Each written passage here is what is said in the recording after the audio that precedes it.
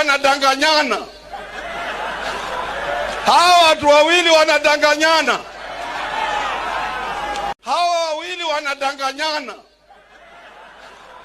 Hawa watu wawili wanadanganyana. The president must understand that this country has a lot of issues, and reshuffling and bringing on more members in the cabinet is not a priority. We cannot have a PS more than 7 new state departments in a situation where young people cannot fend for themselves. Education is failing, health is failing, high cost of living, high taxation, and the president wants to tell us that the priority that he has is to incorporate more 7 state governments. That is a slap in the faces of young people, and we want to tell him that we don't receive it positively, and putting faces that of political failures. People like Susan Nakumincha, who could not perform in the ministry they were assigned.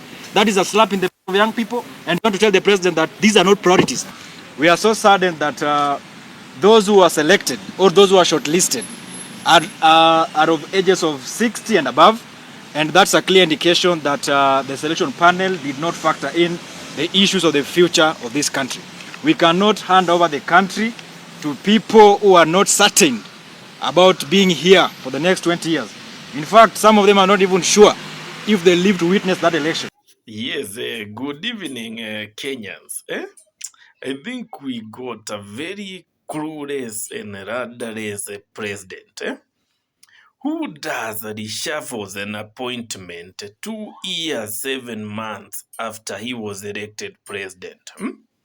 Whom say hajajua the best combination of his government? Hajielewi, hajajua what PS should be where and what should he or she do. Yani he is so disorganized that tomorrow he can decide now Kidiki is not the deputy president and I install mtu mwingine. He can decide to change anything anytime. As long as his 2027 election is somehow assured. Politics, 2 years, 7 months of politics, non-stop. We are lost as a country. Hawa wawili wanadanganyana. Hawa watu wawili wanadanganyana. Hawa wawili wanadanganyana. Hawa watu wawili wanadanganyana. Hey yo. Ma headmasters mbona wanitagwa headmasters? Contest gani hao walipita ndo wakajulikana ni ma headmasters? Headmaster.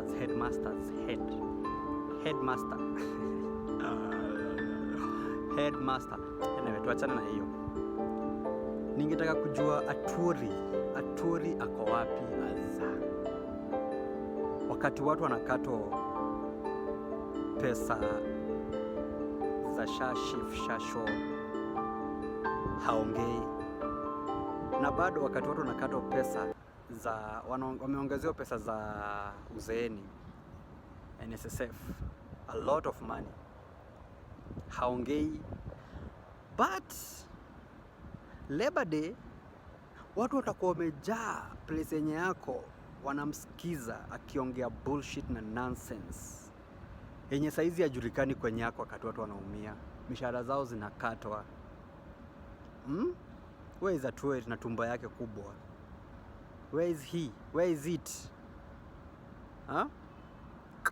Bure kabisa. Watu kama wanafaa kuwa washa retire kabisa, wametoka kwa ofisi ya watu kabisa, kwa sababu hakuna kitu wanasaidia nayo, ni mishahara tu wanakula. Bure kabisa. Chukua hii pesa, tukana Uhuru Kenyatta.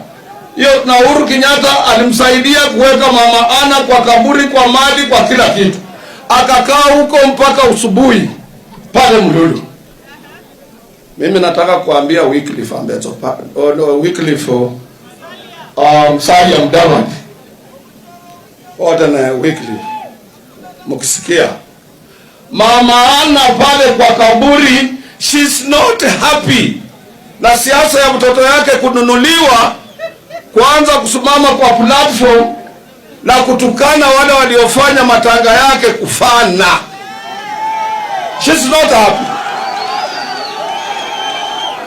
na wale wako katika kaburi huona. Mnasikia? Wale wako katika kaburi huona. Kwa ajili Biblia Takatifu inatuambia watafufuka enzi za mwisho, watakuwa. Hata kama si hivyo, sisi wenyewe tunajua hawafi. Sijira bantu befu bashiro kucha mukanisa abe inyengo bo hupa inyengo babodanga nabo. Kabla watu wetu watachukua dini, walikuwa wanaongea na wale wapendwa wao waliowaacha. Kwa hivyo hawafi. Na Msalia mumwambie kama iko hapa mtu mzee awache kupiga wale walimsaidia kusindikiza mama yake. Kwa ajili mama yake atamuita. Mama yake anaenda kuita yeye.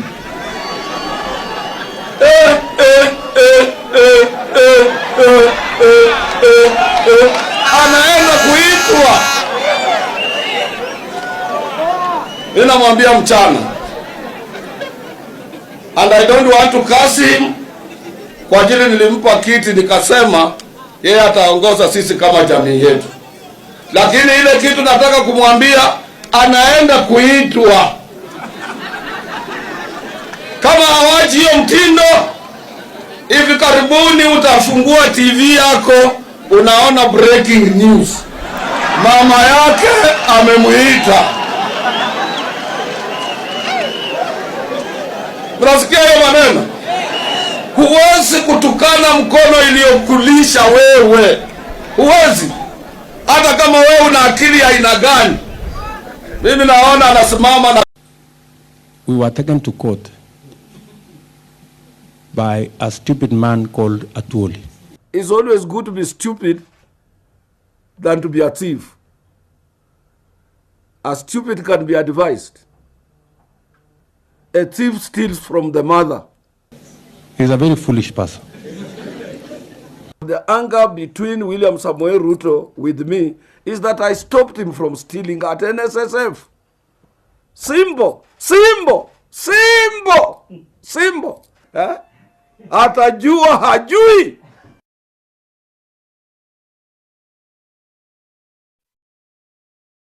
Hi guys, Shakira Ofula here.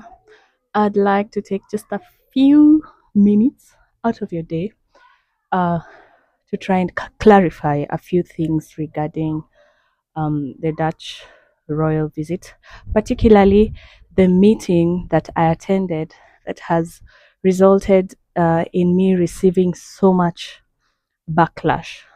So I received a call from a guy who works at the Embassy of Netherlands.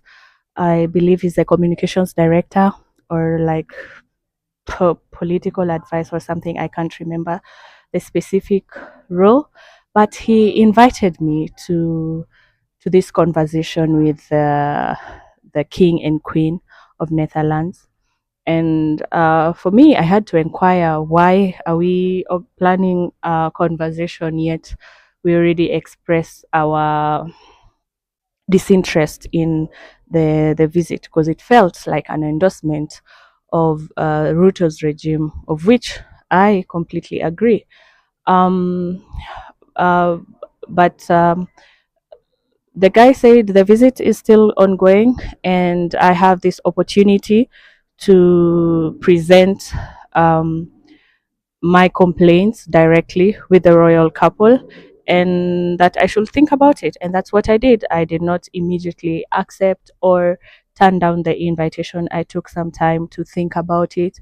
I consulted with a few trusted comrades who I think are actually the ones who shared my contacts with the embassy, and I decided to accept the invitation because for me, what was important was to emphasize on the fact that the trip was not appreciated, but to also to inquire about what if there was ever going to be any tangible results from that meeting in changing the status quo.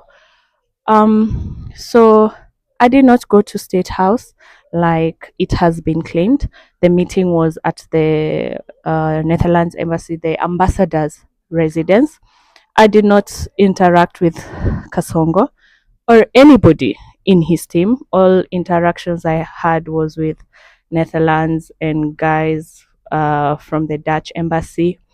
And I arrived to the venue a bit late because of my commitments with school. And by the time I got there, guys had already settled in. None of the faces were familiar to me, but we did introductions, and I confirmed that it was safe space and we will be, be free to speak our mind. And given that it was a 1 hour meeting, it even felt like less.